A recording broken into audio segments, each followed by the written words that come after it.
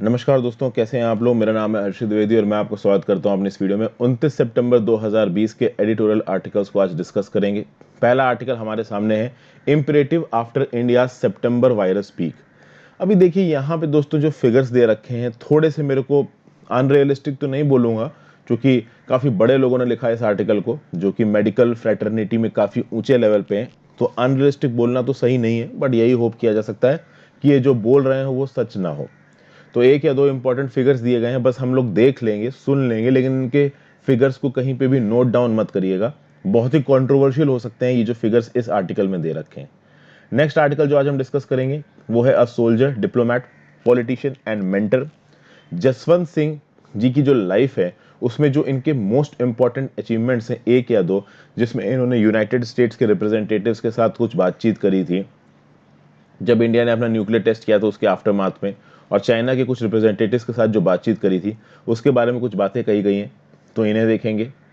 Next article जो हम देखेंगे, टू स्पीचेस। यहाँ पे कौन सी स्पीचेस की बात की जा रही है? पाकिस्तान के प्राइम मिनिस्टर इमरान खान ने अपनी स्पीच दी यूएन सेशन में, और साथ साथ मोदी जी ने अपनी स्पीच दी।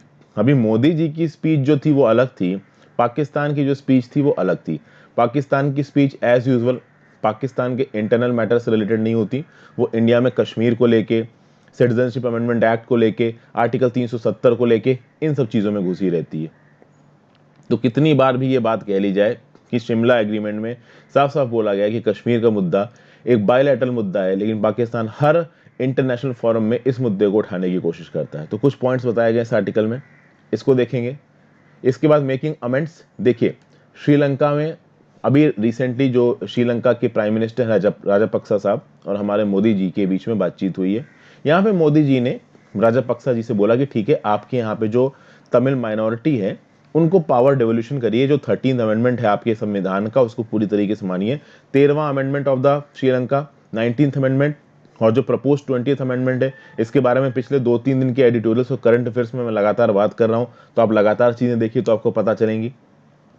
ओके, तो क्या बातें हैं, कुछ पॉइंट्स हैं। पॉइंट्स बस इस आर्टिकल का एक जिस्ट है। जिस्ट ये है इस आर्टिकल का कि देखिए, जो श्रीलंका की रूलिंग पार्टी है भी, उनको प्रॉपर मैंडेट मिला है, और उनका ये मानना है कि जो उनको मैंडेट मिला है ना, वो जो उनकी सिन्हला कम्युनिटी है, जिसको आप बुद्धिस्ट कम्युनिटी बोल सकते हैं, उसकी वजह से मिला है। तो कहीं ना कहीं उनके जो अभी करंट स्टेप्स होने वाले हैं पॉलिटिकल फील्ड में, वो उनकी मेजोरिटी के हिसाब से होने वाले हैं, ना कि तमिल माइनॉरिटी के हिसाब से। तो मोस्ट प्रॉब्ली जो श्रीलंका की रूलिंग अमेंडमेंट है वो 13th अमेंडमेंट को मानने वाली नहीं है। 19वें अमेंडमेंट को बदल के जब 20वां अमेंडमेंट लेके आया जाएगा तो ओवरऑल सिन्हला मेजोरिटी पे ध्यान दिया जाएगा, ना कि तमिल माइनॉरिटी पे। ये बात बोली है। अब वो तो क्या होगा वो तो उनका इंटरनल मैटर है, उसको देखेंगे बाद में। UN and retreat from multilateralism. देखिए, यूएन में सारे लीडर्स के जो प्री रिकॉर्डेड वीडियो मैसेजेस हैं वो पब्लिश किए जा रहे हैं। 21 सितंबर 2020 को 75वीं वर्षगांठ थी यूनाइटेड नेशंस की। 22 सितंबर को, ठीक है, लीडर्स ने एड्रेस किया यूनाइटेड नेशंस को। तो भैया मोदी जी की भी स्पीच थी, बाकी देश के लीडर्स की भी स्पीच थी, फ्रांस के लीडर्स, यूएस के लीडर्स। तो इन सब में क्या क्या बोला गया और क्या क्या जस्ट इस पूरी डिबेट का निकल के आ रहा है, इसको यहाँ पे बताया गया, तो ये देखेंगे। फिर finally Dalit politics at a crossroads. यहाँ पे मायावती जी, काशीराम जी की बात हो रही, तो इस तरीके के आर्टिकल्स में वैसे भी स्किप करता हूँ, तो इसको आप खुद ही पढ़ लीजिए। और finally the missing post women. अभी रूरल इंडिया में दोस्तों 1.3 लाख पोस्ट ऑफिस हैं। इन 1.3 लाख पोस्ट ऑफिस में जितनी वुमेन एम्प्लॉयज हैं वो बहुत कम है, और साथ साथ उन वुमेन एम्प्लॉयज में से फिजिकली चैलेंज्ड वुमेन एम्प्लॉयज हैं वो और ज्यादा कम है। तो कहीं ना कहीं ये बताया जा रहा है कि ये जो रूरल पोस्ट ऑफिस है ना, यहाँ पे फिजिकली चैलेंज वुमेन एम्प्लॉयज को बहुत आराम से रिक्रूट किया जा सकता है, काम दिया जा सकता है, बट सरकार दे नहीं रही है। क्यों नहीं दे रही है, इसके बारे में कुछ एग्जाम्पल्स दिए गए हैं, कुछ सॉल्यूशंस बताए गए हैं, कुछ स्टैटिस्टिक्स बताए गए हैं, इनको हम लोग देखेंगे। आगे बढ़ने से पहले लेक्चर की पीडीएफ चाहिए तो टेलीग्राम चैनल ज्वाइन करिए। मेरे द्वारा बनाई गई और वीडियोस को देखने के लिए आप चैनल के मेंबर भी बन सकते हैं। इस महीने मैंने 16-17 वीडियोस बनाई हैं जो आपकी यूपीएससी की एग्जाम्स की प्रिपरेशन में आपको मदद करेंगी।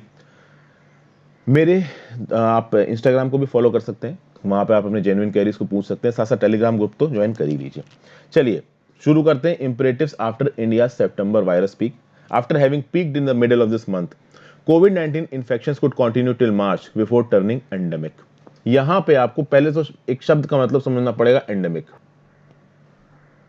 जब कोरोना वायरस शुरू में बुरी तरीके से फैलना शुरू हुआ तो वो पेंडेमिक था, क्योंकि इंडिया में कोरोना वायरस था नहीं ज्यादा और लोगों के बीच में फैल रहा था। एंडेमिक का मतलब क्या होता है कि एक कंट्री में या फिर किसी एक लोकल एरिया में या किसी लोकल ज्योग्राफी में जहां पे भी आप अपनी कैलकुलेशंस को कर रहे हो, वहां पे इतने सारे लोगों को कोरोना वायरस हो गया कि एक बेस लाइन बन गई कि हाँ भाई, बेस लाइन ये है, इस एरिया की, इस लोकल ज्योग्राफी की या इस देश की इतने प्रतिशत आबादी कोरोना वायरस से अफेक्टेड है।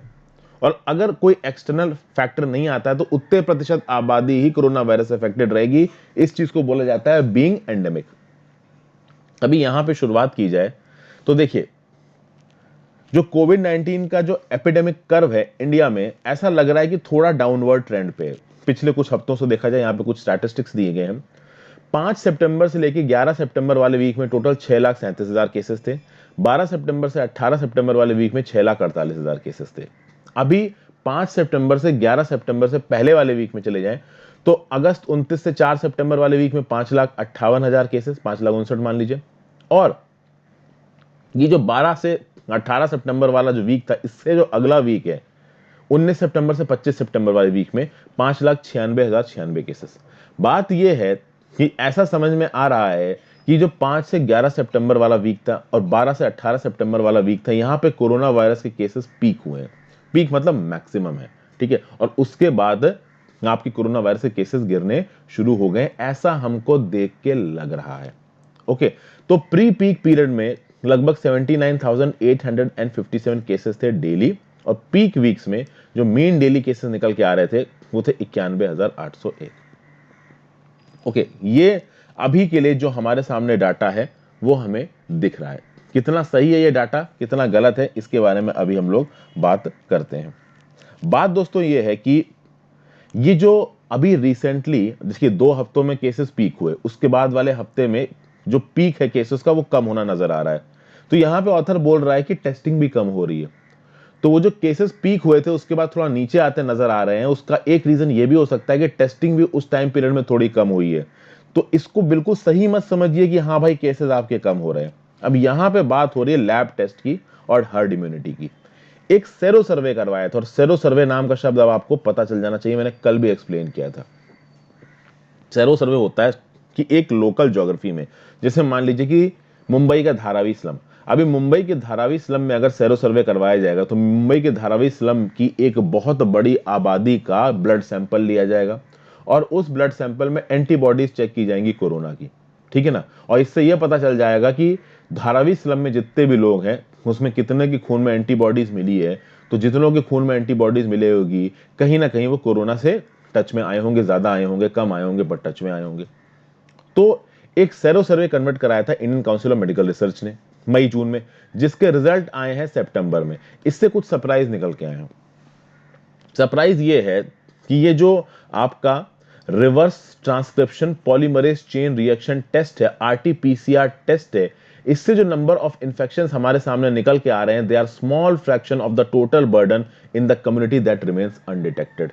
यानी कि जो टोटल कोरोना वायरस के केसेस हैं इंडिया में, उसकी एक बहुत स्मॉल माइनॉरिटी, बहुत स्मॉल फ्रैक्शन इन केसेस से निकल के आ रही है। तो कुल मिला के बोला जा रहा है कि बहुत सारे केसेस अनडिटेक्टेड जा रहे हैं। अब यहां पे एक बहुत ही ज्यादा कंट्रोवर्शियल फैक्ट है जो यहां लिखा हुआ है, मैं बस यही उम्मीद करूंगा और आप लोग भी यही उम्मीद करोगे कि ये सही ना हो।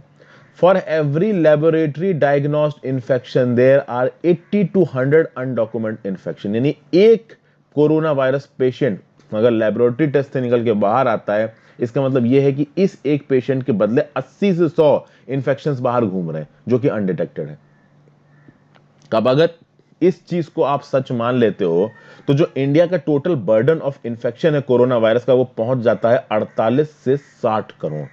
अब भैया ये बहुत कंट्रोवर्शियल चीज है, क्योंकि आप देखिए 26 सितंबर को जो ओवरऑल इंडिया में इंफेक्शंस थे वो थे 59,90,000।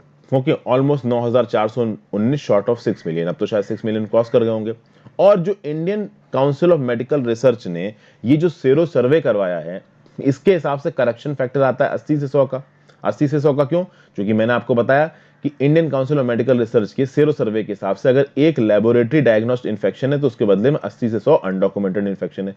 तो हर एक इंफेक्शन पे 80 से 100 अनडॉक्यूमेंटेड इंफेक्शन, तो करेक्शन फैक्टर 80 से 100 का, तो इस फिगर को आप 80 या 100 से मल्टीप्लाई कर दो, यानी 48 करोड़ से लेके 60 करोड़ के बीच में इंडिया में कोरोना वायरस के केसेस है। अब भाई ये बहुत बड़ा फिगर है और बहुत कंट्रोवर्शियल, डराने वाला, भयानक फिगर है।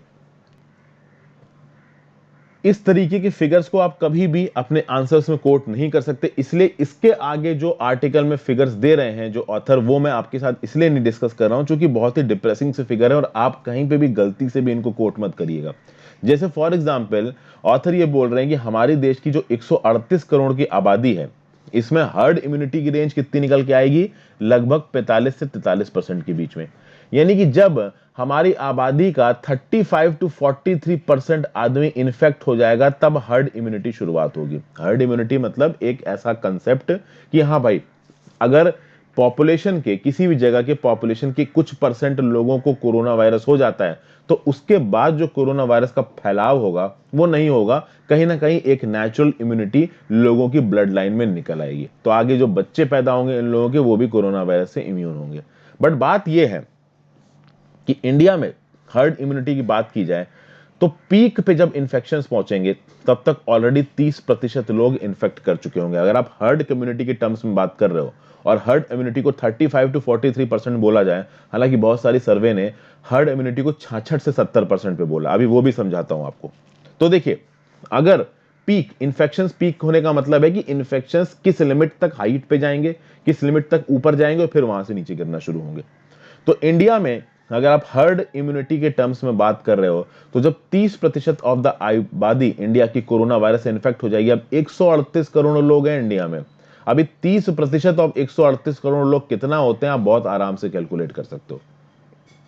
तो भाई जब इतने लोग इन्फेक्ट हो जाएंगे कोरोना से तब हम मैक्सिमम नंबर ऑफ कोरोना पर पहुंचेंगे और फिर हम लोग, जो कोरोना है हमारा, वो नीचे गिरना शुरू होगा। अभी बात ये बोला गया है कि ऐसा तो है नहीं कि भैया जब आप पीक इन्फेक्शन पे पहुंच जाओगे उसके बाद कोरोना होगा नहीं, तो 30 से 35% ऑफ द आबादी को कोरोना हो जाएगा पीक इन्फेक्शन करने के लिए, और पीक इन्फेक्शन के बाद जब इन्फेक्शन नीचे गिरेंगे तो और 30 से 35% आबादी को कोरोना हो जाएगा। यानी ओवरऑल इफेक्ट को न्यूट्रलाइज करने में 70% ऑफ द इंडियन पॉपुलेशन को कोरोना वायरस हो जाएगा और बची हुई 30% ऑफ द इंडियन पॉपुलेशन है उसमें कोरोना वायरस की वैक्सीनेशन से आपको चीजें रोकनी पड़ेंगी, जो नए बच्चे पैदा होंगे उनको वैक्सीनेशन देनी होगी। तो इस तरीके की बातें यहां पे बोली गई हैं, थोड़ी सी डिप्रेसिंग है। ये सीधी सीधी ये बात बोल रहे हैं कि अगर आप हर्ड इम्यूनिटी के सिद्धांत पे जाते हो तो 30 से 35% आबादी जब कोरोना से ग्रस्त हो जाएगी तब हम पीक पहुंचेंगे कोरोना का, और फिर जब हम नीचे गिरना शुरू होंगे तो 30 से 35% आबादी को और होगा कोरोना, मतलब 70% ऑफ द इंडियन आबादी को कोरोना हो जाएगा और बचे हुए 30% के लिए हमको वैक्सीनेशन करना पड़ेगा। इस तरीके के स्टैटिस्टिक्स यहां पे दिए जा रहे हैं अगर हर्ड इम्यूनिटी की बात की जाए। तो एक लिमिट से ज्यादा इस आर्टिकल को अपने दिल से मत लगाइएगा। आगे चलते हैं। A soldier, diplomat, politician and mentor, Jaswant Singh ji की बात हो रही है। इस आर्टिकल को लिखा किसने? राकेश सूद जी ने लिखा है। राकेश सूद जी डिस्टिंग्विश्ड फेलो हैं ऑब्जर्वर रिसर्च फाउंडेशन के।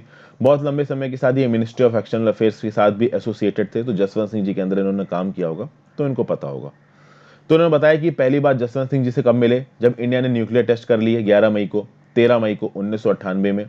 तो जसवंत सिंह जी से मिलने से पहले असल में क्या था कि राकेश सूद जी उस समय मिनिस्ट्री ऑफ एक्सटर्नल अफेयर्स में होंगे, तो प्राइम मिनिस्टर अटल बिहारी वाजपेयी का जो एड्रेस था पार्लियामेंट में इस न्यूक्लियर टेस्टिंग को लेके, वो 27 मई में पार्लियामेंट में बोलना था, तो इस एड्रेस को तैयार कर रहे थे राकेश सूद साहब। तो उस समय पे दुनिया भर में मतलब इंडिया की थू थू हो रही थी कि इंडिया ने न्यूक्लियर टेस्ट कर दिया, इंडिया मतलब शांति के अगेंस्ट है, इस तरीके की बातें हो रही थी। अब आप देखिए कि जब हम लोगों ने न्यूक्लियर टेस्ट कर लिया तो न्यूक्लियर टेस्ट करने के बाद एक इंटरनेशनल फॉल आउट हुआ, जो दुनिया भर के देश इंडिया को बॉयकॉट से करते नजर आ रहे थे। उसमें सबसे आगे कौन था? यूएसए। उस समय पे मिस्टर वाजपेयी साहब ने, जो हमारे ऑनरेबल प्राइम मिनिस्टर हैं पहले के, अटल बिहारी वाजपेयी जी, उन्होंने एक मीटिंग ली, ओके। और वहां पे उस मीटिंग में उस समय के प्लानिंग कमीशन में, प्लानिंग कमीशन 2014 में हटा दिया गया, तो प्लानिंग कमीशन के डेप्यूटी चेयरमैन कौन थे? जसवंत सिंह। प्लानिंग कमीशन का चेयरमैन कौन होता था? Prime minister. तो अटल बिहारी वाजपेयी जी चेयरमैन थे। अभी नीति आयोग का चेयरमैन कौन है? Prime minister. तो डेप्यूटी चेयरमैन थे प्लानिंग कमीशन के कौन? जसवंत सिंह जी। और deputy chairman of planning commission एक कैबिनेट रैंक के ऑफिसर को माना जाता था, ओके।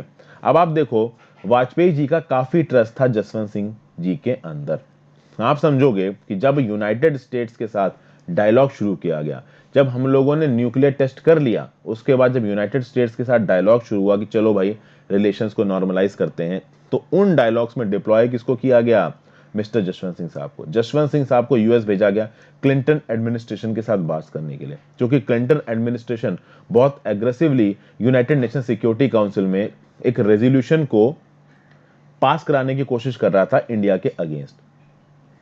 फिर आप देखोगे कि शुरुआत में बिल क्लिंटन साहब का मूड था कि 1998 में इंडिया आएंगे, बाद में उन्होंने पोस्टपोन कर दिया अपने विजिट को, चूंकि इंडिया में इलेक्शंस होने वाले थे। जब न्यूक्लियर टेस्ट हुए इंडिया की तरफ से, तो यूएस एडमिनिस्ट्रेशन बिल्कुल सत्ते में आ गया कि भैया ये क्या कर दिया इन्होंने। अब आप देखोगे कि जब जसवंत सिंह साहब बात करने के लिए गए यूएसए विद रिस्पेक्ट टू कि भाई हाँ चलो इंडिया ने अब न्यूक्लियर टेस्ट कर दिया, आप चलो बातचीत करते हैं, ठीक ठाक रिलेशंस को अच्छा करते हैं, तो उस समय पे यूएस सेक्रेटरी ऑफ स्टेट थे मेडलिन एल्ब्राइट, वो कहीं बाहर गए हुए थे। तो किसने बातचीत करनी शुरू की? इंडिया के आपके डेप्यूटी चेयरमैन जसवंत सिंह जी के साथ डेप्यूटी सेक्रेटरी ऑफ स्टेट स्ट्रॉप टॉलब्रॉट ने। ओके, तो दोनों के बीच में बातचीत होनी शुरू हुई, बहुत लंबी बातचीत हुई। 16 मीटिंग्स हुई जून 1998 1998 से सितंबर 2000 से। तो जून 1998 से सितंबर 2000 तक 16 मीटिंग्स हुई, और इन 16 मीटिंग्स में जसवंत सिंह साहब ने इंडिया को रिप्रेजेंट किया। और कहीं ना कहीं ये जसवंत सिंह साहब की जो आप कह सकते हैं निगोशिएशन स्किल्स थी, कि कहीं ना कहीं यूएसए भी इंडिया के साथ एक रिलेशन बनाने को तैयार हुआ, बट यूएसए ने कुछ शर्तें रखी। यूएसए ने बोला कि आप कॉम्प्रिहेंसिव टेस्ट ब्रांड ट्रीटी को साइन करेंगे। यूएसए ने बोला कि आप fissile material cut off treaty जो नेगोशिएशंस चल रही थी इनको ज्वाइन करेंगे। यूएसए ने बोला कि आप अपना ये जो न्यूक्लियर आर्सेनल का डेवलपमेंट कर रहे हैं इसको पूरी तरीके से रोक देंगे। यूएसए ने बोला कि सेंसिटिव मटेरियल्स पे आप अपना एक्सपोर्ट बंद करेंगे, और टेक्नोलॉजी सेंसिटिव मटेरियल्स और टेक्नोलॉजी पे आप अपना एक्सपोर्ट बंद करेंगे। अभी बात यह है, इंडिया तो वैसे भी उस समय पे सेंसिटिव मटेरियल और टेक्नोलॉजी एक्सपोर्ट नहीं कर रहा था, हम तो अपने लिए बना रहे थे, लेकिन यूएस को डर था कि इंडिया के पास अब न्यूक्लियर टेक्नोलॉजी आ सकती है, तो यूएस के एडवर्सरीज को इंडिया ये सब चीजें बेच सकता है, फॉर एग्जाम्पल ईरान को। और फिर यूएसए ने बोला कि आप पाकिस्तान के साथ बातचीत करके अपनी टेंशन को कम करेंगे।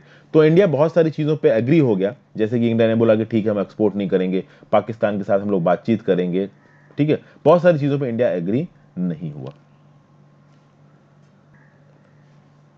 कुल मिला के यहाँ पे जो जसवंत सिंह जी की अप्रोच थी वो बिल्कुल उस चीज के हिसाब से थी जिस तरीके से वाजपेयी जी की स्पीच थी।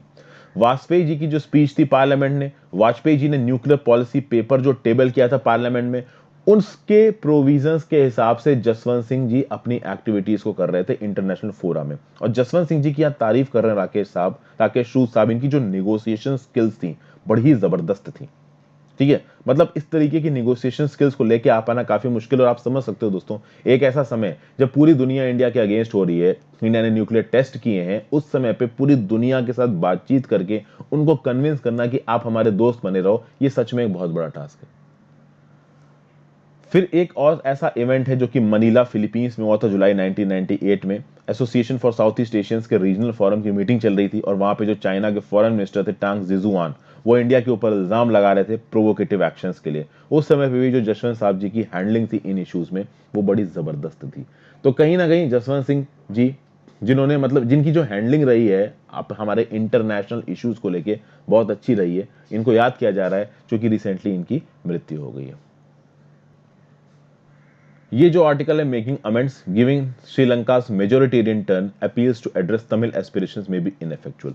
श्रीलंकाज मेजोरिटेरियन टर्न का मतलब क्या है? देखिए, मैं आपको पहले भी कई बार मैप में दिखा चुका हूं। अगर ये श्रीलंका का मैप है, ठीक है, तो जो श्रीलंका की नॉर्दर्न प्रोविंसेस है यहाँ पे तमिल कम्युनिटी डोमिनेंट है। कुछ हद तक जो श्रीलंका की ईस्टर्न आपकी फ्रिंजेस है यहाँ पे तमिल कम्युनिटी डोमिनेंट है। बाकी जो पूरा का पूरा श्रीलंका है ना, वहां पे जो बुद्धिस्ट सिन्हला कम्युनिटी है वो डोमिनेंट है। कहीं ना कहीं जो मेजॉरिटी सपोर्ट बेस है अभी की रूलिंग पार्टी का, महिंदा राजपक्सा जी का, गोटबाया राजपक्सा जी का, गोटबाया राजपक्सा प्रेसिडेंट है, महिंदा राजपक्सा प्राइम मिनिस्टर है। तो इनका जो मेन सपोर्ट बेस है वो सिन्हला कम्युनिटी है। अभी 13th अमेंडमेंट आया था श्रीलंका के कॉन्स्टिट्यूशन का, उससे पहले इंडो लंका अकॉर्ड आया था 1987 का, जो उस समय पे राजीव गांधी और श्रीलंका के प्राइम मिनिस्टर ने साइन किया था। ये सब मैंने पहले बताया है आपको एडिटोरियल में, अगर आप ध्यान से मेरे एडिटोरियल्स को देख रहे हैं तो आपको ये पता होगा। उस समय बोला गया था कि जो नॉर्दर्न प्रोविंसेस है श्रीलंका की, इनको प्रोविंशियल स्टेटस दिया जाएगा, लोकल ऑटोनॉमी दी जाएगी, बहुत सारी चीजें दी जाएंगी। फिर 19th अमेंडमेंट आया, श्रीलंका के कॉन्स्टिट्यूशन का, जहां पे national human rights commission, election commission, provincial service commission, बहुत सारे ऐसे ऑर्गेनाइजेशंस बनाए गए जो एग्जीक्यूटिव पावर के ऊपर चेक कर रहे थे, प्रेसिडेंट की ताकत को घटा रहे थे। अभी श्रीलंका में 20वें अमेंडमेंट की बात की जा रही है, तो मतलब वो अपने कॉन्स्टिट्यूशन को फिर से अमेंड कर रहे हैं। अब जब वो अपने कॉन्स्टिट्यूशन को फिर से अमेंड कर रहे हैं, ऐसा सुनने में आ रहा है कि प्रेसिडेंट की ताकत को फिर से बहुत ज्यादा बढ़ाया जाएगा। अब प्रेसिडेंट की ताकत को बहुत ज्यादा बढ़ाया जाएगा तो 19th अमेंडमेंट के थ्रू जो रिप्रेजेंटेटिव इंस्टीट्यूशंस आए हैं, पहली बात तो उनको हटाया जाएगा। दूसरी बात, जो तमिल एरियाज को प्रोविंशियल ऑटोनॉमी दी गई है उसको किस हद तक बचा के रखा जाएगा, ये एक बहुत इंपॉर्टेंट क्वेश्चन यहां पे निकल के आता है। मोदी साहब के बीच में और महिंदा राजपक्सा जी के बीच में 26 सितंबर को जो बातचीत हुई, वहां पे मोदी साहब ने बोला, मोदी साहब का तो बोलना बनता है कि भाई देखिए, इक्वलिटी, जस्टिस, पीस, रिस्पेक्ट होना चाहिए, एक यूनाइटेड श्रीलंका होना चाहिए, तमिल्स को उनके राइट्स मिलने चाहिए। तो ये मोदी साहब की जो ड्यूटी थी वो उन्होंने करी। लेकिन राजपक्सा जी के ऑफिस की तरफ से जो स्टेटमेंट आया, वहां पे कहीं ना कहीं 13वें अमेंडमेंट की बात नहीं की गई थी, और ये कोई अनसब्सक्राइबिंग चीज नहीं है। राजपक्सा जी को 2/3 मेजोरिटी मिली पार्लियामेंट में, वो आराम से कॉन्स्टिट्यूशन को बदल सकते हैं, और कहीं ना कहीं ऐसा करने से जो उनका मेजोरिटी सपोर्ट है सिन्हला कम्युनिटी का, वो उनके पास रहेगा। ओके, तो बात यह है कि इंडिया का यहां पे इंटरनेशनल इंटरेस्ट क्या बोलता है। इंडिया का इंटरनेशनल इंटरेस्ट ये बोलता है कि जो श्रीलंका की रूलिंग एस्टैब्लिशमेंट है उसके साथ अपनी बना के रखो। ओके, अभी यहां पे एक लिमिट से ज्यादा अगर इंडिया के इंटरनल इंटरेस्ट में इंटरफेयर करेगा तो प्रॉब्लमेटिक हो सकता है। इंडिया का यहां पे ऑथर क्या बोल रहा है, जो इंडिया का स्टैंस रहा है श्रीलंका के साथ डील करने में, वो ये रहा है कि श्रीलंका में चाइना का स्फीयर ऑफ इन्फ्लुएंस एक लिमिट से ज्यादा ना आ जाए। कहीं ना कहीं इंडिया का जो स्फीयर ऑफ इन्फ्लुएंस है वो श्रीलंका में रहे, लेकिन कहीं ना कहीं इंडिया बहुत सारे केसेस में तमिल इशू को इंटेंशनली श्रीलंका की रूलिंग क्लास से उठाता नहीं, क्योंकि अगर इंडियन पॉलिटिकल जो एलिट्स हैं वो तमिल्स के इशू को श्रीलंका की रूलिंग गवर्नमेंट के साथ उठाएंगे, तो श्रीलंका में एक चीज आएगी कि जो इंडिया है वो हमारे इंटरनल मैटर्स में इंटरफेयर कर रहा है, जो कि हम नहीं दिखा सकते करने को। इसका चाइना को काफी फायदा हो जाएगा। लेकिन ऑथर यहां पे बोल रहे हैं कि नहीं भैया, इंडिया को इंटरफेयर करना चाहिए, जो कि मेरे हिसाब से सही नहीं है। क्योंकि देखिए, श्रीलंका की अपनी खुद की एक इंटरनल पॉलिटिक्स है, उनके यहां पे एक पॉपुलर सपोर्ट है, और वो उस पॉपुलर सपोर्ट के हिसाब से काम कर रहे हैं। जो इंडियन लीडरशिप है वो लिमिटेड स्टेटमेंट्स दे सकती है कि हाँ भाई, आप अपने देश में ऐसा करिए, आप अपने देश में ऐसा करिए। अगर इंडिया पाकिस्तान की तरह करने लगेगा कि नहीं भाई ऐसा तोड़ रहे हैं, तमिलों को मार रहे हैं, तो वो सही नहीं रहेगा। कहीं ना कहीं वो हमारे रिलेशंस को श्रीलंका के साथ खराब कर देगा। तो ऑथर एंड में यहां पे कुछ इस टाइप का सिग्नल दे रहा है कि बायलेटरल कॉपरेशन होगा इंडिया श्रीलंका के बीच में। ये बात हुई मोदी जी राजपक्सा जी के बीच में। इंडिया ने $15 मिलियन की ग्रांट दी है बुद्धिस्ट कल्चरल एक्सचेंजेस के लिए, ये भी बात हुई। लेकिन श्रीलंका ने करेंसी स्वैप की डिमांड की थी और डेब्ट मोरेटोरियम की डिमांड की थी। इस चीज को इंडिया ने देने से मना कर दिया। तो कहीं ना कहीं ऑथर बोल रहा है कि हो सकता है इंडिया राजपक्सा जी के यहाँ पे जो लेजिस्लेटिव फ्रंट में चेंजेस हो रहे हैं उसको देख रहा हो। देखिए, कुछ हद तक तो ये बात सही है। 19th अमेंडमेंट के बाद आप कह सकते हो कि डेमोक्रेटिक इंस्टीट्यूशन श्रीलंका में बहुत ज्यादा आ गए हैं। अभी 19th अमेंडमेंट हटेगा और 20th अमेंडमेंट अगर निकल के आता है तो उस केस में कितनी पावर जाती है उनकी एग्जीक्यूटिव प्रेसिडेंसी के पास, ये देखना जरूरी है। और पावर जाने के बाद जो श्रीलंका की रूलिंग एलाइट है उसका इंडिया की तरफ क्या बिहेवियर रहता है, ये देखना बहुत जरूरी है, और उसके हिसाब से इंडियन गवर्नमेंट फर्दर स्टेप्स को लेगा। लेकिन जितना समझ में आ रहा है, श्रीलंका का जो इंटरनल इशू है, जो तमिल मुद्दा है, इसको लेके इंडिया एक लिमिट से ज्यादा अपने रिलेशंस खराब करने वाला नहीं है श्रीलंका के साथ, ऐसा समझ में आ रहा है। आगे चलते हैं, क्या बताया जा रहा है इस आर्टिकल में। देखिए, प्राइम मिनिस्टर ने कई बार पब्लिकली ये स्टेट किया है कि रूरल इलाकों में वुमेन को जॉब देने में प्रायोरिटी दी जाएगी। लेकिन जो डिपार्टमेंट ऑफ पोस्ट का यहां पे जो एटीट्यूड रहा है उसके अगेंस्ट में कुछ यहां पे बातचीत कही जा रही है। एक्चुअली देखिए, जो विलेज पोस्ट ऑफिसेज हैं वहां पे कुछ प्रॉब्लम्स है। प्रॉब्लम्स क्या है कि देखिए, वहां पे जो मोराल है वर्कर्स का वो कम है, क्योंकि आजकल वैसे भी डिजिटल जमाना आ गया है, तो पोस्ट ऑफिस से चिट्ठियां थोड़ी कम आती हैं, मॉनेटरी इंसेंटिव्स कम मिलते हैं, एक हेरारिकल मैनेजमेंट सिस्टम है। प्री इंडिपेंडेंस टाइम में जो चीजें चल रही थी वैसी की वैसी आज की पोस्ट ऑफिस में चल रही हैं। आज की डेट में कंप्यूटर, ईमेल, इंटरनेट का जमाना आ गया है। लेकिन तब भी जो विलेज पोस्टमैन है वो हाईली रिस्पेक्टेड है, क्योंकि गांव में आज तक इंटरनेट और डिजिटल चीजें पहुंची नहीं है। और जो फेस टू फेस कांटेक्ट वाली बात होती है उसकी तो बात ही अलग होती है। ठीक है, आपको पता है रूरल इलाके में लोग ज्यादा पढ़े लिखे नहीं होते हैं, तो ऑब्वियस सी बात है अगर वहां पे आपने डिजिटल चीजें पहुंचा भी दी तो शायद इंटरनेट उनको समझने में ना आए, वो पढ़ ना पाए। तो वो जो माएँ हैं जो पढ़ नहीं सकती हैं, उनके बच्चे जो बाहर गए हुए हैं वो उनको लेटर्स लिखते हैं, तो वो जो पोस्टमैन है वो पढ़ के बताता है, यही पोस्टमैन मनी ऑर्डर पहुंचाता है। 6 लाख लेटर डिलीवर होते हैं रोज इंडिया में, तो ये केवल इंडिया में हो सकता है। तो अगर आप डिपार्टमेंट ऑफ पोस्ट की बात करो दोस्तों, तो वैसे तो डिपार्टमेंट ऑफ पोस्ट में बहुत सी कमियां हैं, लेकिन कुछ अच्छा काम भी कर रहा है। लेकिन डिपार्टमेंट ऑफ पोस्ट में बहुत कम पोस्ट वुमेन है। तो मतलब कहने का मतलब वो है, वो जो पोस्ट ऑफिस है आपका गांव का, वहां पे जो स्टाफ है वो ज्यादातर मेल है, वुमेन बहुत कम है। जो पोस्टमैन है जो घर घर जाके चिट्ठी डालता है, उसमें भी ज्यादातर मेल है, वुमेन बहुत कम है। पूरे देश की बात की जाए तो रूरल एरियाज में लगभग 1.3 लाख पोस्ट ऑफिस हैं, जिसमें से 24,000 सब पोस्ट ऑफिस हैं। सब पोस्ट ऑफिस मतलब ऐसे गांव जहां की आबादी 5,000 से लेकर 10,000 से कम है, वहां पे जो पोस्ट ऑफिस है उसको आप बोल सकते हो सब पोस्ट ऑफिस। ठीक है। अब इतने बड़े पोस्ट ऑफिस नेटवर्क में, खासकर अगर आप ये रूरल इंडिया के पोस्ट ऑफिस को भी मानो, 1.3 लाख पोस्ट ऑफिस में जो वुमेन एम्प्लॉयज है वो बहुत कम है। और खास बात यह है कि कोई भी फिजिकली चैलेंज वुमेन एम्प्लॉय यहां पे है ही नहीं। तो वुमेन एम्प्लॉय ना के बराबर है पर हैं, लेकिन फिजिकली चैलेंज वुमेन एम्प्लॉय है ही नहीं। अब इस चीज को सॉल्व करने के लिए जो डिपार्टमेंट ऑफ पोस्ट के जो सेक्रेटरी हैं, इनसे कुछ सवाल पूछा गया। अभी देखिए, फरवरी 2020 में क्या हुआ कि जो सेक्रेटरी हैं ministry of social justice and empowerment के, उन्होंने एक लेटर लिखी, चिट्ठी लिखी 10 फरवरी 2020 को, किसको? Secretary of the department of post को। और ये बोला secretary of the department of post को कि देखिए भाई, आपके गांव में जो आधार एनरोलमेंट सेंटर चलते हैं ना, और जो गांव के आधार एनरोलमेंट सेंटर है वो पोस्ट ऑफिस के साथ जुड़े हुए होते हैं, वहां पे आप एक काम करो कि ये जो well trained physically challenge women है ना, आप इनको नौकरी दे दो। तो कुल मिला के social justice and empower ministry का ये काम था कि ये जो फिजिकली चैलेंज वुमेन है इनको रूरल इलाकों में नौकरी मिले, उनका वो काम है, तो इसलिए उन्होंने डिपार्टमेंट ऑफ पोस्ट को लिखा। अब इस secretary to the department of post का जो जवाब आया 19 फरवरी को, वो क्या बोलता है कि देखिए, आधार एनरोलमेंट सेंटर में जॉब्स को आउटसोर्स नहीं किया जा सकता। अभी आउटसोर्सिंग समझिए, आउटसोर्सिंग मतलब देखिए, एक चीज क्या होती है कि डिपार्टमेंट ऑफ पोस्ट ने जॉब निकाली और जॉब से आपको रिक्रूट कर लिया। ओके। दूसरी चीज क्या होती है कि अब हर कोई जो डिपार्टमेंट ऑफ पोस्ट में काम कर रहा है वो उसका परमानेंट एम्प्लॉय नहीं है। बहुत सारे केसेस में जॉब्स को बाहर आउटसोर्स कर दिया जाता है, किसी एजेंसी को दे दिया जाता है, और एजेंसी से बोला जाता है आप लोगों को यहां भेज दो, तो एजेंसी उनको पे कर देती है और वो लोग डिपार्टमेंट ऑफ पोस्ट के लिए काम करते हैं। तो यहां पे जो secretary of the department of post है वो क्या लिख के भेज रहे हैं कि भैया, आधार एनरोलमेंट सेंटर में जो काम है वो आउटसोर्स एजेंट नहीं कर सकते। ये किसके नियम है? ये unique identification authority of India के नियम है। क्योंकि unique identification authority of India he Aadhaar enrolment करवाती है, तो आधार एनरोलमेंट सेंटर में किसकी चलेगी? तो यूआईडीएआई की चलेगी। ठीक है। अब यहां पे थोड़ी सी कंट्रोवर्सी उठ गई।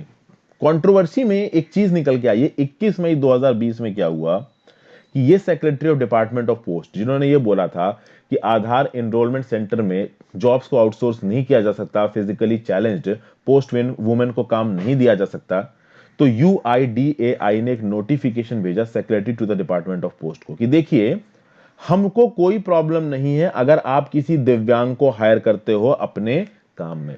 यानी कि सोचिए, सोशल एंड ये जो आपका department of social justice and empowerment था, इसने डिपार्टमेंट ऑफ पोस्ट को चिट्ठी लिखी कि आप physically challenge well trained women को एम्प्लॉय करो आधार एनरोलमेंट सेंटर में। डिपार्टमेंट ऑफ पोस्ट का सेक्रेटरी क्या बोल रहा है? उनको हम नहीं कर सकते, क्योंकि जॉब्स आउटसोर्स नहीं कर सकती, यूआईडीएआई ने मना किया। अभी यूआईडीएआई एक नोटिफिकेशन के थ्रू बोल रहा है कि अगर आप आउटसोर्स करना चाहते हो जॉब को, किसी दिव्यांग को जॉब देना चाहते हो, तो आप दे सकते हो, हमको कोई प्रॉब्लम नहीं है। तो अब कुल मिला के अगर यूआईडीएआई ने बोल दिया है कि आप जॉब दे सकते हो, हमको कोई प्रॉब्लम नहीं है, तो डिपार्टमेंट ऑफ पोस्ट को जॉब देनी चाहिए। यहां पे डिपार्टमेंट ऑफ पोस्ट देखिए क्या बोल रहा है। शुरुआत में जो डिपार्टमेंट ऑफ पोस्ट के डायरेक्टर जनरल है वो इस चीज को करने को तैयार नहीं है। बाद में जब उनके ऊपर प्रेशर आया तो जो सीनियर पोस्टल ऑफिसर्स हैं उनको एक एक चिट्ठी लिखी डिपार्टमेंट ऑफ पोस्ट के डायरेक्टर जनरल ने, और उनसे पूछा कि चलिए, अगर आपके डिपार्टमेंट में फिजिकली चैलेंज्ड वुमन को अगर हम डिप्लॉय कर देते हैं तो आपको कोई प्रॉब्लम तो नहीं है। तो कुल मिला के यहाँ पे जो सेक्रेटरी हैं डिपार्टमेंट ऑफ पोस्ट के, और जो डिपार्टमेंट ऑफ पोस्ट में दूसरे सीनियर ऑफिसर्स हैं, उनके ऊपर एक आवाज उठाई जा रही है, उनका क्रिटिसिज्म किया जा रहा है कि social justice and empowerment, UIDAI, इन सबको जब प्रॉब्लम नहीं है कि फीमेल पोस्ट वुमेन काम कर सकती है डिपार्टमेंट ऑफ पोस्ट में, तो आपको क्या प्रॉब्लम है? आप क्यों मना कर रहे हो? तो ये चीजें यहां निकल के आ रही, ये था ये आर्टिकल, ठीक है। तो जेंडर सेंसिटिविटी कम है डिपार्टमेंट ऑफ पोस्ट में, ये चीज इस आर्टिकल में बताई गई है। आगे चलते हैं, UN and the retreat from multilateralism. देखिए यहाँ पे यूनाइटेड नेशंस के काम करने के तरीके में कमियां बताई जा रही हैं। जो यूनाइटेड नेशंस के गोल हैं कहीं ना कहीं वो खो रहे हैं आज के चैलेंजेस में, इसके बारे में बताया जा रहा है। पैंडेमिक फैला है, पैंडेमिक ने तो काम करने के तरीके को ही बदल दिया है। अभी बात की जाए कि यूनाइटेड नेशंस के बहुत इंपॉर्टेंट गोल हैं जिनको बोला जाता है सस्टेनेबल डेवलपमेंट गोल, जिनको हमको 2030 तक मीट करना है। लेकिन कहीं ना कहीं जो ये सस्टेनेबल डेवलपमेंट गोल्स हैं ये ऑफ ट्रैक जा रहे हैं। जो सेक्रेटरी जनरल है आपके यूनाइटेड नेशंस के एंटोनियो गुटेरेस, उन्होंने बोला है कि ये जो गोल्स हैं ये ऑफ ट्रैक जा रहे हैं। कहीं ना कहीं मल्टीलैटरलिज्म खत्म हो रहा है यूनाइटेड नेशंस में, ओवरऑल लेवल पे जो कॉपरेशन है कंट्रीज के बीच में वो खत्म हो रहा है। उसकी बहुत सी वजह हैं। एक तो यूनाइटेड नेशंस में रिफॉर्म्स नहीं हो रहे, कुछ लोग ठेकेदार बन के बैठे हैं। जैसे कि आप परमानेंट 5 मेंबर्स की बात कर लीजिए यूनाइटेड नेशन सिक्योरिटी काउंसिल में, वो किसी भी तरीके का रिफॉर्म नहीं होने दे रहा है यूनाइटेड नेशंस में, चूंकि अभी का जो करंट सिस्टम है वो उनको सूट कर रहा है। और कहीं ना कहीं आप देखिए मल्टीलैटरलिज्म अब दिख नहीं रहा है, ठीक है। लोग इंडिविजुअलिज्म की तरफ जा रहे हैं। जैसे कि फॉर एग्जांपल यूनाइटेड स्टेट्स ने ऐसे बहुत से स्टेप्स किए, डब्ल्यूएचओ से पुल आउट कर लिया। और भी बहुत सी चीजें हैं जो डोनाल्ड ट्रंप है उनकी पॉलिसी मल्टीलैटरलिज्म के अगेंस्ट गई है। कहीं ना कहीं वो इंडिविजुअली देख रहे हैं।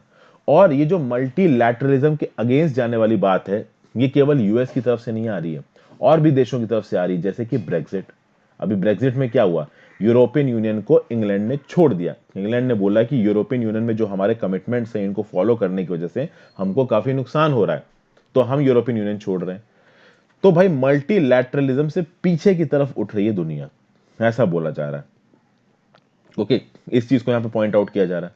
अभी ये जो वेस्ट का रिट्रीट हो रहा है मल्टीलैटरलिज्म से, जैसे कि फॉर एग्जांपल आप बात करो यूएस पुल बैक कर रहा है बहुत सारे इंटरनेशनल कमिटमेंट से, ब्रेक्सिट का पुल बैक हुआ, इससे चाइना को एक मौका मिल रहा है वर्ल्ड स्टेज में अपने आप को आगे लाने का, जिसके चलते चाइना ने belt and road initiative sign किया है। और इस बेल्ट एंड रोड इनिशिएटिव के चलते बाइलेटरल क्रेडिट एग्रीमेंट साइन करता है चाइना। ये एक मल्टीलेटरल नहीं, बाइलेटरल क्रेडिट एग्रीमेंट है। तो बेल्ट एंड रोड इनिशिएटिव का जो कॉरिडोर है उसमें इंफ्रास्ट्रक्चर बिल्ड होगा, और इंफ्रास्ट्रक्चर को बिल्ड करने के लिए चाइना इंडिविजुअल कंट्रीज के साथ कॉन्ट्रैक्ट साइन करता है, और उन कॉन्ट्रैक्ट में चाइना अपने हिसाब से चीजों को रखता है।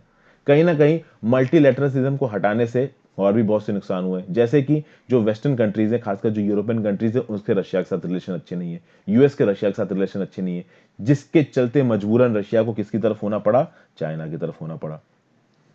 जो परमानेंट मेंबर्स हैं यूनाइटेड नेशन सिक्योरिटी काउंसिल, उसमें हमेशा कुछ ना कुछ बहस चलती रहती है, उनके बीच में आपस में ग्रजेस रहते हैं।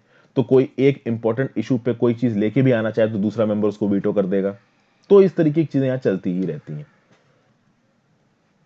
प्लस ग्लोबल रिस्पॉन्सिबिलिटी वाला एलिमेंट कम हो गया है। यूएसए अपने कमिटमेंट्स से पीछे हो रहा है। अब जो बड़ी कंट्रीज हैं जो आगे आके कमिटमेंट्स को बोल रही हैं कि हाँ भाई हम कमिटमेंट्स को मानेंगे, जैसे फॉर एग्जांपल आप बात कर लीजिए किसकी, चाइना की। चाइना ने बोला कि ठीक है भाई हम कमिटमेंट देंगे, हम $2 बिलियन का असिस्टेंस देंगे कोविड 19 के साथ लड़ने के लिए। लेकिन उसमें से जो यूएन का कोविड 19 रिस्पॉन्स फंड है उसमें केवल $50 मिलियन आ रहे हैं, जो कि बहुत ज्यादा कम है। यूएन के ऑपरेशंस के हिसाब से बहुत ज्यादा कम है। फिर यहाँ पे फ्रांस के प्रेसिडेंट जो हैं इमैनुअल मैक्रोन, उनका क्या बोलना है कि भैया दुनिया भर के जो डिस्प्यूटेड एरियाज है वहां पे यूएस विड्रॉ कर रहा है, तो चाइना अपने फ्रंटियर्स को बढ़ा रहा है। टर्की का इंटरवेंशन हो रहा है सीरिया में, लिबिया में, ईस्टर्न मेडिटेरेनियन में। जैसे टर्की ने अपने शिप्स को डिप्लॉय कर दिया ईस्टर्न मेडिटेरियन ओशन में, जिससे ओवरऑल जो रीजन है वो स्टेबल हो सकता है। तो देखिए मल्टीलेटरलिज्म में ताकत होती है कि जब बहुत सारी कंट्रीज एक साथ बैठ के बातचीत करती हैं तो बड़ी से बड़ी प्रॉब्लम्स के सॉल्यूशन निकल आते हैं। बट कहीं ना कहीं मल्टीलैटरलिज्म अब पीछे हट रहा है और इंडिविजुअल एक्शन सामने आ रहा है, और वो सबकी तरफ से आ रहा है, चाहे वो यूएस हो, ब्रिटेन हो, चाइना हो, टर्की हो। उसके बाद अगर आप यूएन पीस कीपिंग बजट की बात करो तो जो यूएन का पीस कीपिंग बजट है वो $8 बिलियन है, और जो दुनिया भर की गवर्नमेंट्स अपना मिलिट्री एक्सपेंडिचर करती हैं वो $1.9 ट्रिलियन है। तो 19, आप कह सकते हो $1900 है दुनिया भर की गवर्नमेंट्स का मिलिट्री बजट। और जो यूनाइटेड नेशंस का पीस कीपिंग बजट है वो भी $8 बिलियन है, और वो भी $8 बिलियन पूरी तरीके से उसको मिल नहीं रहा है। तो कहीं ना कहीं देखिए ये जो ओवरऑल दुनिया भर की कंट्रीज है ना, वो आपस में अपने इश्यूज को लेके दूसरे के साथ बहस करने पर उतर रही है, और मल्टीलैटरलिज्म पूरी तरीके से हो नहीं पा रहा है। तो इसका सॉल्यूशन ये है कि कहीं ना कहीं मल्टीलैटरलिज्म को प्रमोट करने के लिए यूनाइटेड नेशंस के काम करने के तरीके को रिफॉर्म करना पड़ेगा, और यही चीज पीएम मोदी जी ने पॉइंट आउट भी की थी। ओके, तो ये बोला गया इस आर्टिकल में। और फाइनली एक और आर्टिकल दोस्तों, ये लास्ट वाला आर्टिकल, इसको मैं पीडीएफ में डालना भूल गया। 2 speeches India must be mindful of the Pakistan strategy of raising bilateral issues in global forum. देखिए, 2 स्पीचेस गई, एक स्पीच मोदी साहब ने दी, एक स्पीच पाकिस्तान के प्राइम मिनिस्टर ने दी। अभी पाकिस्तान के जो प्राइम मिनिस्टर की स्पीच थी उसको अब मोदी साहब ने जवाब भी नहीं दिया। राइट ऑफ रिप्लाई में इंडियन डिप्लोमेट ने बोल दिया कि भैया ये इंसिसेंट राइज है, लाइज है, मिस इन्फॉर्मेशन है, वार मॉन्गरिंग है। बार बार जो पाकिस्तान की रूलिंग गवर्नमेंट है वही बात बोलती है। बार बार पाकिस्तान की रूलिंग गवर्नमेंट मोदी गवर्नमेंट को इस्लामोफोबिया फैलाने के लिए एलिज करती है, एक्सट्रीमिस्ट आइडियोलॉजी फैलाने के लिए एलिज करती है, आरएसएस का नाम लेती है, नाजी कॉन्सेप्ट्स को प्रमोट करती है, जबकि उनके खुद के देश में माइनॉरिटीज को किस तरीके से ट्रीट किया जाता है ये पूरी दुनिया जानती है। सिटीजनशिप अमेंडमेंट एक्ट को न्यूरमबर्ग लॉ से कंपेयर किया जाता है।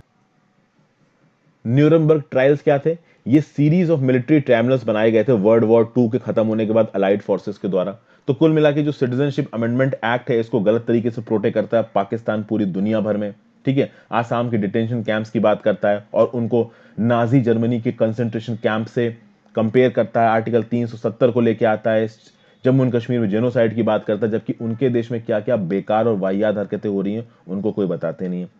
उनका देश पूरी दुनिया में टेररिज्म फैलाने के लिए माना जाता है। फाइनेंशियल एक्शन टास्क फोर्स ने उनको ग्रे लिस्ट में डाल रखा है, ये बात उनको पता है। गिलगित बल्तिस्तान में उन्होंने जबरदस्ती सोशल डेमोग्राफी को बदला है। पाकिस्तान के बाकी हिस्से से लोगों को उठा के गिलगित बल्तिस्तान में उन्होंने सेटल किया, कश्मीरियों को वहां से निकाल दिया। तो अपने साइड वाले कश्मीर में वो किस हिसाब से टेररिस्ट सॉरी किस हिसाब से आप कह सकते हो लोगों को दबाते हैं वो किसी को नहीं बताते, और इंडिया की साइड पे वो इंडिया को पूरे इंटरनेशनल फोरम में बदनाम करते फिरते हैं।